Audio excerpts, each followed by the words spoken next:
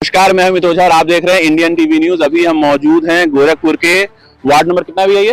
Ward number 14 Rajendra Nagar पश्चिमी, जहाँ यहाँ के जो पार्षद हैं आपके धर्मदेव चौहान जी हैं। ये नाली बनी हुई है, ये नाली आप देख सकते हैं। ये नाली जो बनी हुई है, बनने के बाद इसकी क्या सफाई हुई है वो तो साफ साफ दिख रहा है। दूसरा, ये नाली का जो पानी है ये केवल प्लॉट में जा रहा है, निकासी की कहीं कोई व्यवस्था नहीं है। और आगे जो ये पानी है ये लोगों के घरों में भी पूरा आराम से देख सकते हैं, पूरा घरों के अंदर जा रहा है। और अभी जो है बरसात हुई नहीं है, अभी केवल प्री मानसून है। प्री मानसून में केवल जो है एक बरसात अभी हुई है और एक बरसात में ही लोगों के घरों के अंदर पानी जा रहा है। सफाई की क्या व्यवस्था है ये आपके सामने है। यहाँ के जब हमारे सुपरवाइजर से बात हुई तो उन्होंने कहा कि भाई अभी हम नहीं आ पाएंगे, आधे घंटे के बाद आएंगे। और यहाँ पे लोगों ने नाले को ब्लॉक करके रखा हुआ है, जिसकी वजह से पानी लोगों के घरों में जा रहा है। लेकिन सच्चाई इसके बिल्कुल विपरीत है। जो इसका निकास बनाया गया है, निकास कहीं आगे है ही नहीं। निकास यहाँ पे लाके नाली को छोड़ दिया गया है, जो कि सीधे सीधे लोगों के प्लॉट में जा रहा है। और किसी के प्लॉट में अगर पानी जा रहा है तो कल को कहां से निकलेगा ये तो पता नहीं है।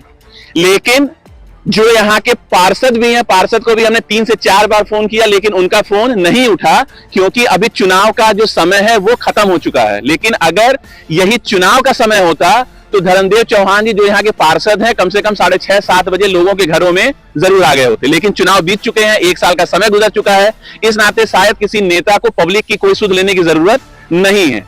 और अभी जो नगर निगम का दावा था कि लगातार जो है नालों की और हर जगह की सफाई की जा रही है, बरसात आने से पहले सब जगह की सफाई हो जाएगी, लेकिन जो स्थिति है, जो वास्तविक स्थिति है, हम आगे अपनी खबर में नगर निगम के हर मोहल्ले की और हर नाले की सच्चाई आपको दिखाएंगे। लेकिन आपको ये बताते चलें कि गोरखपुर में अगर आपको रहना है तो इस बरसात में अपनी गाड़ी बेचकर नाव ले लीजिए, क्योंकि आप डूबेंगे और डूबने पे आपकी गाड़ी पानी में नहीं चल पाएगी। जो जनता यहाँ पे है, यहाँ सामने है, उनसे पूछते हैं कि आखिर जो है मेन समस्या इन लोगों की एक जो है वो आखिर क्या है। भैया क्या नाम है आपका? मेरा नाम है अमरनाथ। क्या है ये स्थिति यहाँ पे? स्थिति यहाँ पे है कि जो नाली बना है ये बिल्कुल गलत बना हुआ है। तो जब नाली बन रही थी तो किसी ने विरोध नहीं किया था? विरोध तो किया था जी, हाँ, लेकिन जो है वो लोग सुनते नहीं हैं। अब देखिए ये नाली यहाँ से, पानी यहाँ से गिरता है तो ना पानी आगे जाता नहीं है।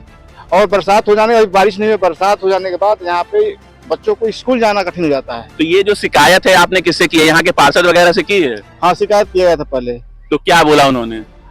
हमारे माठ साहब हैं, माठ साहब द्वारा जो है उनसे कई बार कहा गया था, हाँ, लेकिन जो है आज तक कोई इसका जो है सुध नहीं लेता है।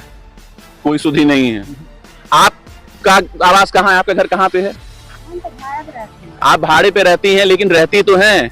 तो क्या वहाँ पे कोई आता है देखने उखने के लिए कि मतलब पूरा घरों के अंदर कैसे, क्या वाकई पानी जा रहा है या फिर ऐसे ही लोग कह रहे हैं? पानी जा रहा है, पूरा घर में पानी जा रहा है, पूरा कर रहे हैं। तो फिर कोई मतलब विषैले जो है सांप वगैरह भी निकलते हैं? बड़ा बड़ा सांप निकलते हैं, पूरा सांप भी निकलते हैं। हाँ। ये 2 छोटे बच्चे भी हैं इनके। ये स्थिति है कि सफाई के नाम पे जीरो, केवल कागजों में सफाई नगर निगम से करवा लीजिए। सुपरवाइजर और जो सफाई कर्मी है उनसे केवल कागजों में सफाई करवा लीजिए। हकीकत तो बहुत दूर की बात है कि वाकई जो सफाई हो रही है। तो आप भैया यहीं रहते हैं? हमारे ही मकान है सामने। कौन सा? ये सामने वाला। क्या होता है यहाँ पे स्थिति? यहाँ का स्थिति है कि जब भी मतलब कि पानी उल्टा बह रहा है तो रोड भी जो है कि उल्टा ही बनाया गया है। जिधर ढलान चाहिए उधर न देकर उल्टा ढलान दिया गया है। तो आप लोगों ने इसका विरोध नहीं किया? विरोध किया गया, कई बार किया गया और कोई सुनता ही नहीं है। जब वोट आएगा तो लोग आ जाए कहीं हम ये करवा देंगे, उसके पहले कुछ करवाएंगे नहीं। फिर उसका हमारे घर में कम से कम 2-3 बार सर्प घुस चुके हैं। एक किराएदार को मतलब कि सर भैया सर्प बोलेंगे, बहुत से लोग यहाँ शुद्ध हिंदी नहीं समझते हैं। सांप बोलेंगे तो हो सकता है लोग समझ जाएं। 2-3 बार हमारे घर में सांप घुस चुके हैं। एक लोग को काट भी लिए थे, तत्काल मतलब कि हॉस्पिटल में ले गया गया, प्राथमिक उपचार हुआ, फिर ठीक हुए। इतना पानी का गंदा माहौल है कि हम लोग के बच्चों के आए दिन कुछ न कुछ हुआ रहता है। दस मच्छर उच्छर काटने का, संचारी बीमारियां भी हो सकती है जो गंदगी है। तो क्या यहाँ पे नगर निगम के द्वारा जो छिड़काव वगैरह है वो भी होता है कि नहीं? कुछ नहीं होता है यहाँ पे कुछ नहीं है, कुछ भी नहीं है, कुछ नहीं है। अब जो पार्षद वगैरह यहाँ पे आते हैं कि नहीं आते? नहीं। आप लोग एक साथ भी बोल सकते हैं, सबकी आवाज आ जाएगी। कब? चुनाव के समय या चुनाव के बाद? चुनाव के समय। तो आप लोगों ने उनके जो आवास है उनके आवास पे जाके कभी कोई शिकायत वगैरह नहीं की कि ऐसा है, या फिर नगर आयुक्त साहब से या जो मुख्यमंत्री जो पोर्टल है उसमें कहीं कोई शिकायत वगैरह की है? मुख्यमंत्री पोर्टल पर मैंने शिकायत की थी इसकी।